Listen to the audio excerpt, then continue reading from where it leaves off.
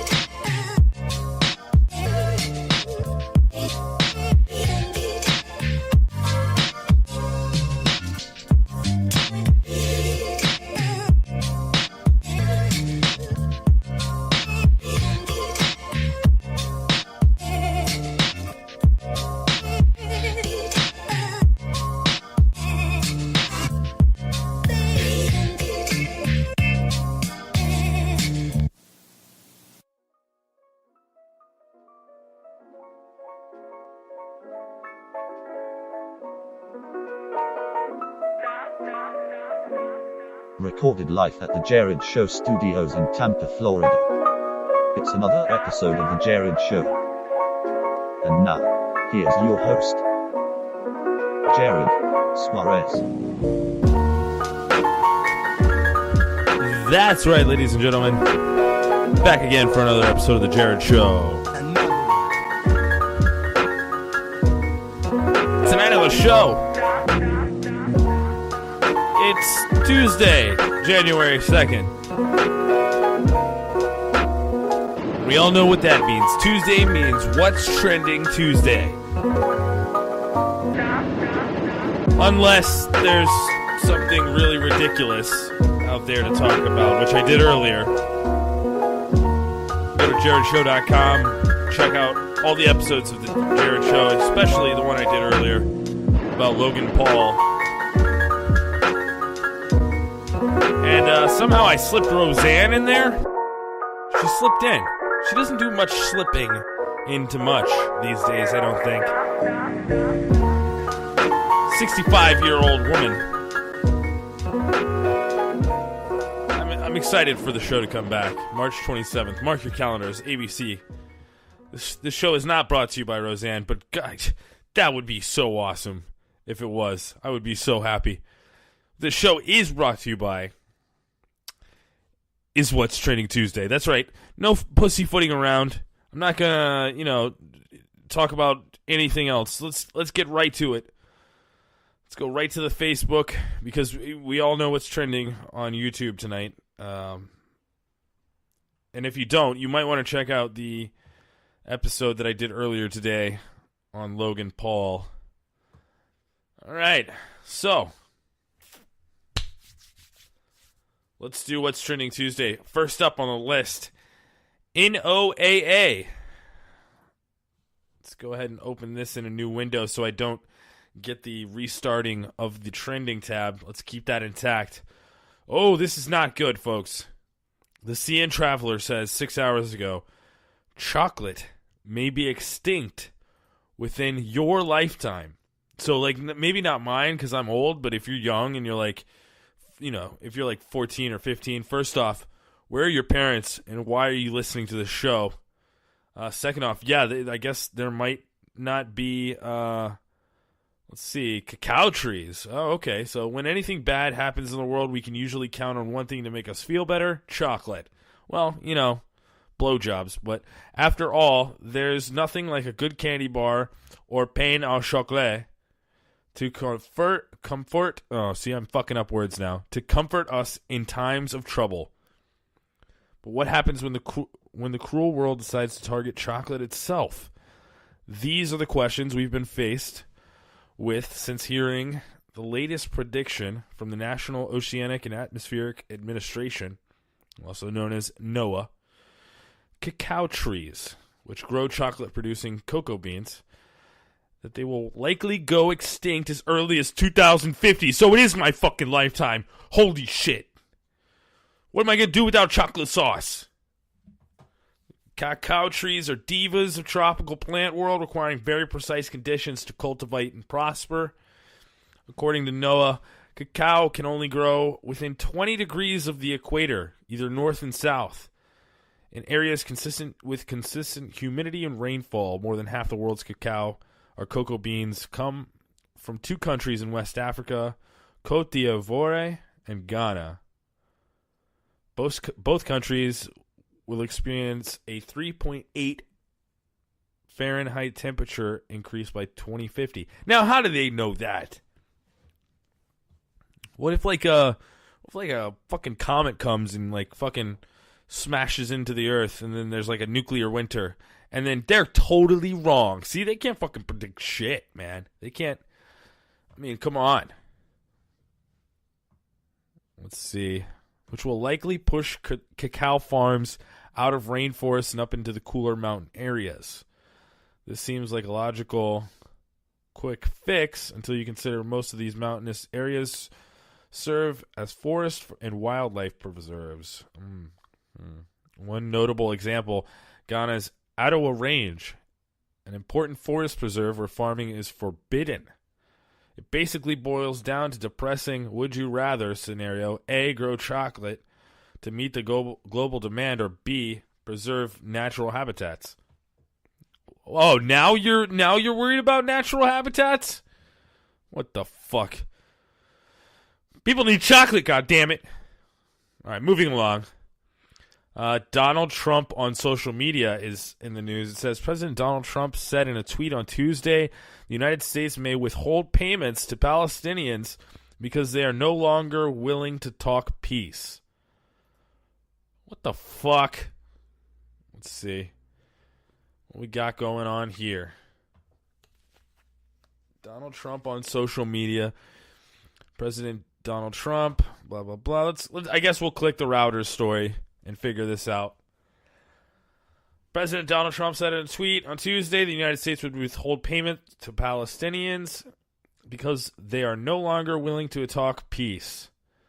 He said, Washington gives Palestinians hundreds of millions of dollars, in quotes, in capital letters, so it's actually hundreds of millions of dollars a year, and get no appreciation or respect. They don't even negotiate a long overdue peace treaty. They don't even want to negotiate a long overdue peace treaty with Israel. Yeah, I mean, is that news, Reuters? I mean,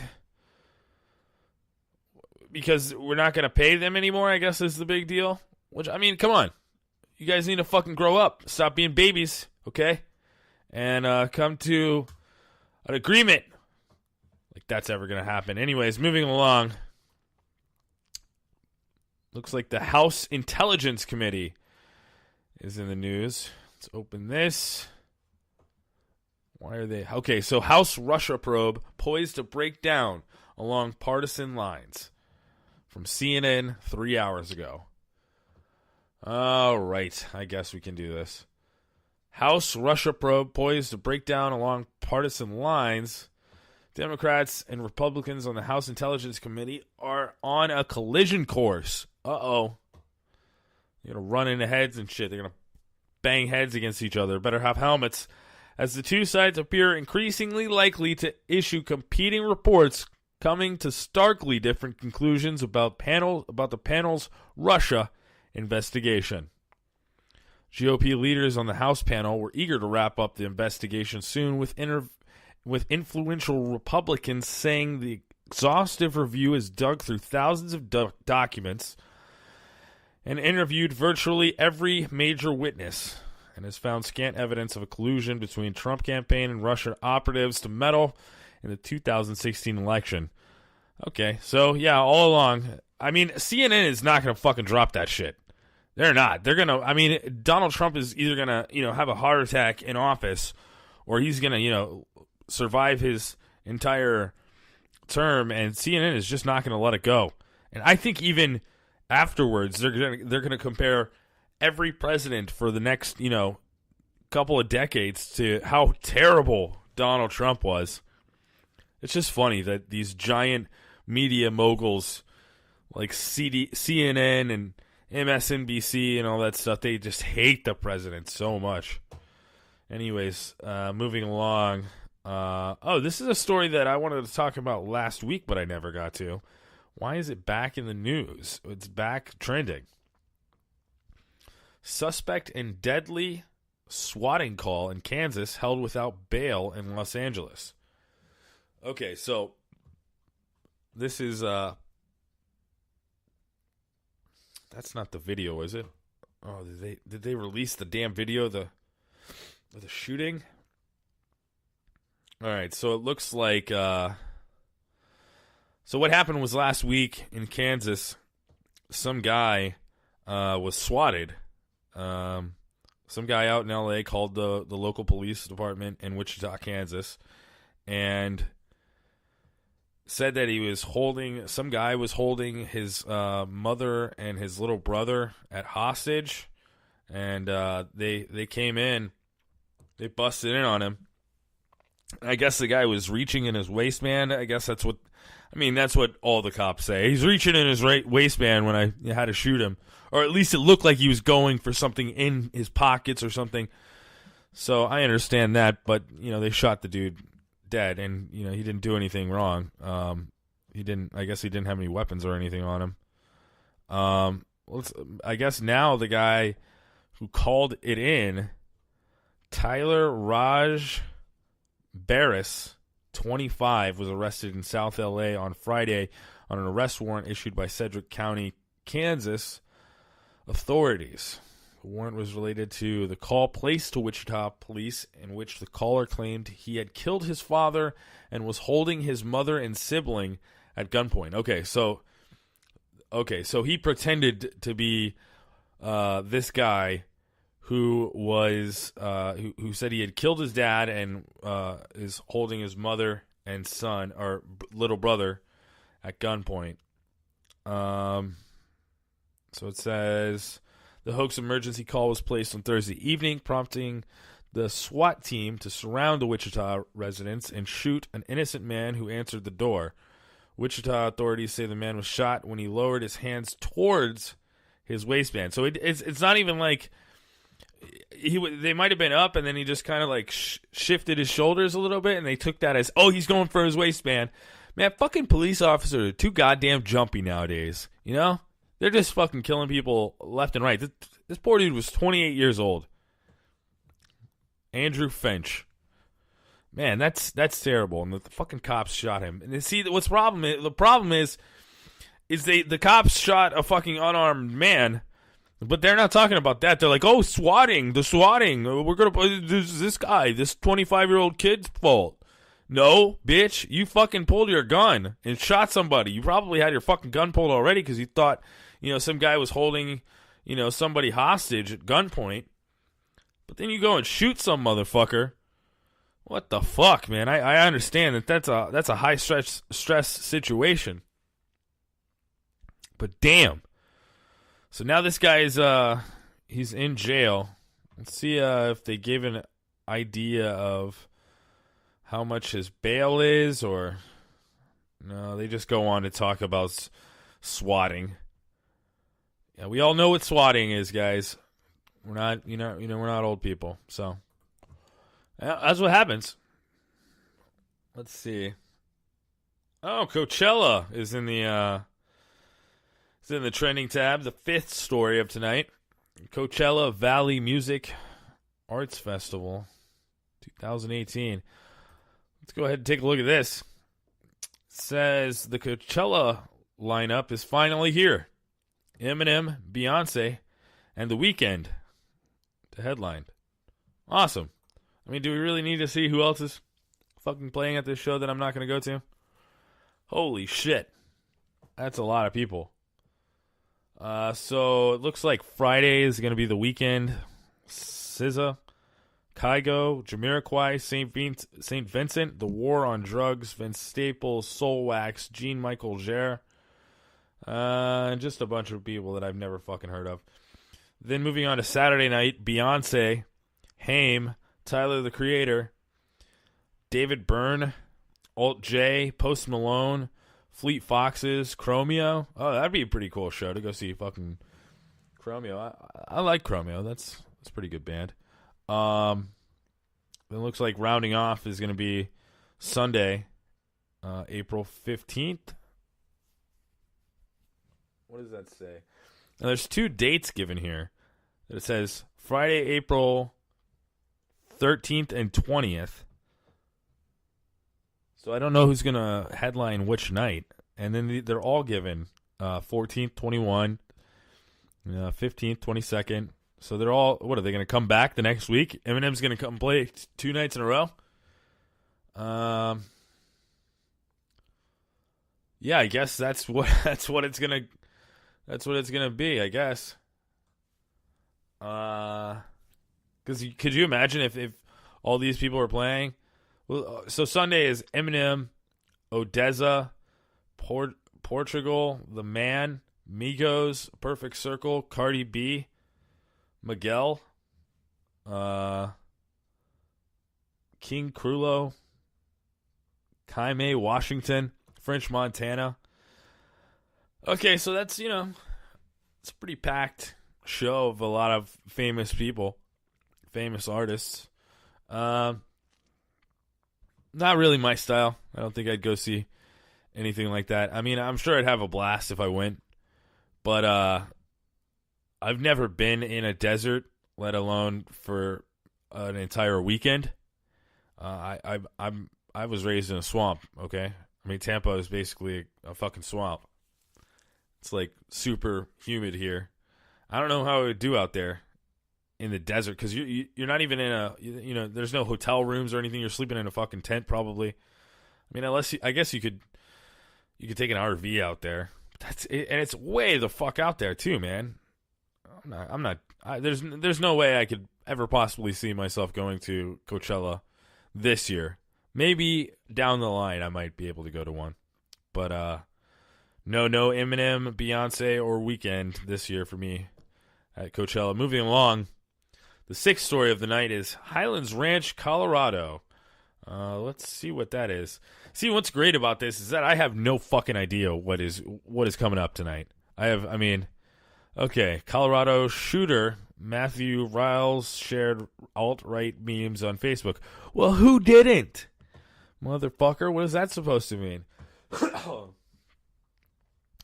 Man who shot dead a sheriff's deputy in Denver, Colorado, and wounded 4 others early Sunday posted alt-right content to his Facebook account. So what does that mean? Because I post alt-right content? Because I like Pepe the Frog? I'm now a terrorist? Oh my god, that's exactly what it is. Are you kidding me? The page contained images of Pepe the Frog, a character who's been adopted as a mascot by the alt-right, a loose-knit group of nationalists, white nationalists, misogynists, and conspiracy theorists. What the fuck? That is not... Okay, so... Oh my god. Kofefe, folks. Kofefe. Moving along. Orrin Hatch. Isn't that fucking old-ass senator? Oh, shit. I just clicked ahead and lost everything that we were looking at. Oh, no. I just went from the 6th story to now I don't even know.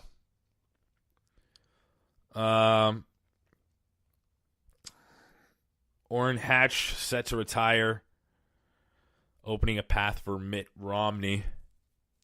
The longest-serving Senate Republican, Orrin Hatch, will announce that he will retire at the end of the year, clearing a path for Mitt Romney to run. Oh, well, it'll be good to hear Mitt Romney back in the fucking news. That guy. Anyways, moving along, Doug Jones. It says Doug Jones hires African-American chief of staff. Why is that news, man? I guess this isn't really news. This is what's trending, so maybe people are just excited. I find it kind of racist that you have to select him and call him as an African-American. Why can't he just be an American? Sounds racist to me. Jones has made hiring a diverse staff a priority since he staged an upset win over Republican Roy Moore. See, what the Okay, so I don't agree with Roy Moore and his, the stories and the allegations that have come out against him. I don't like him because of that. I wouldn't have voted for him. But what the fuck, Doug Jones, okay? Why is the priority the fucking race of your staff? Why is that the priority? Why can't it be the best people that you could find? My priority is finding the best person for this job. The best chief of staff that I can think. No, it says diversity is his number one priority. What in the fuck is wrong with this fucking country, man? I don't get it. I mean, yeah, diversity is key in life. If you don't have diversity, it's just going to be, like boring. Everything's the same. But is that the priority? Is that the number one thing that you want to look for? Oh, he's black. Okay, great. I'm going to get him. No, that's stupid. Is he the best person for the job? Because that's the only people that I want on my team is the best people. You are a racist and just trying to get black people on your team because you think they're faster or something. I don't know. Moving along. The final story of the night. We've talked about the chocolate. That's going to be a sad thing. Bunch of crap about people running for office in politics. Why is that so much in the news nowadays? I don't understand it. Final story of the night. Donald Trump.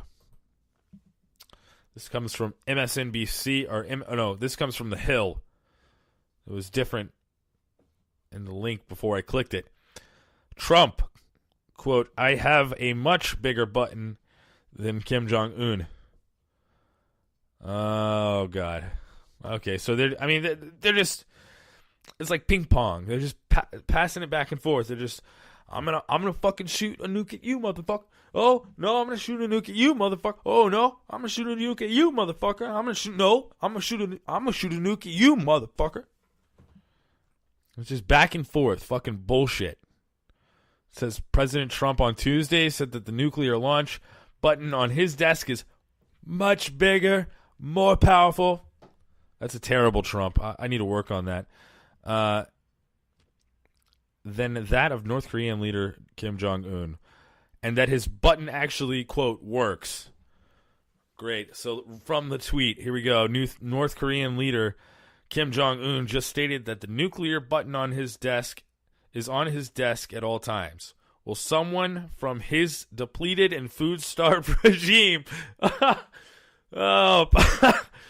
please inform him that I too have a nuclear button, but it is much bigger and more powerful than his, and my button works. Holy shit. Savage! That's like fucking meme worthy, man. God damn, that's like when you read that off. You see a pair of sunglasses, like 8-bit sunglasses come down onto the screen over Donald Trump's face, and like a blunt sticking out of his mouth, and it just says Thug Life underneath it, while like a gin and juice is playing on the background. That's meme level material right there. Will someone from his depleted and food-starved regime please inform him that I too have a nuclear button, but it is much bigger and more powerful than his, and my button works. Oh, dude, that's so awesome. I fucking love this guy. I don't understand why people hate him so much. He's fucking hilarious. He's more funny than Saturday Night Live or Samantha Bee or fucking Stephen Colbert are.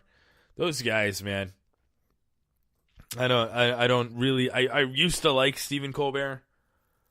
But he takes the easy targets. Like, I mean, I understand Trump is easy target, but to just continually hammer the same fucking point home, I mean, Jesus, man. We get it. You don't like the guy, okay? We get it, Samantha Bee. You don't want Donald Trump to grab your pussy. I get it. Nobody wants to grab your... I mean, Anyways. For What's Trending Tuesday, that's going to be it for tonight. Yeah, that's pretty sad. That's pretty sad about chocolate. That's what I took away from this. Hope you took away something good. Thanks a lot for listening. This is The Jerrad Show. I'm your host, Jerrad Suarez. Go to jerradshow.com to listen to all the episodes of The Jerrad Show, including this one. And, there's also some links at the top where you can, tweet me or whatever. I don't really care. Nobody really ever tweets me about the show. I mean, I guess you do. I'm sorry. I'm not trying to diminish those of you who have contacted me and reached out in support of the show. You guys are great, and I appreciate every single person who listens. So if you haven't contacted me yet, go ahead. Just go to jerradshow.com. Click the links. Play some podcasts. Enjoy yourself. And I'm going to have a great night. We'll be back tomorrow night. Wednesday, I might try a wiki warp. It's going to be rough, though. I'm telling you. Anyways, have a good night, folks. See you tomorrow.